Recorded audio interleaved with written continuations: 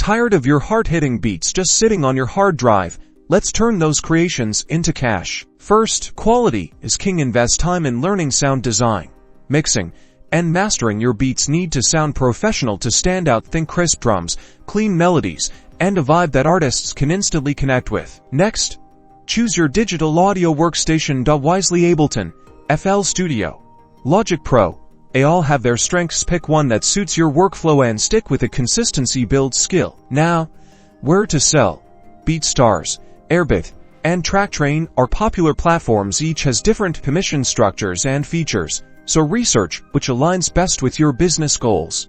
Marketing is crucial. Use social media to showcase your work. Short snippets on Instagram, full beats on YouTube, trending challenges on TikTok. Get creative and get seen. Network with artists online and build relationships. Don't forget about licensing.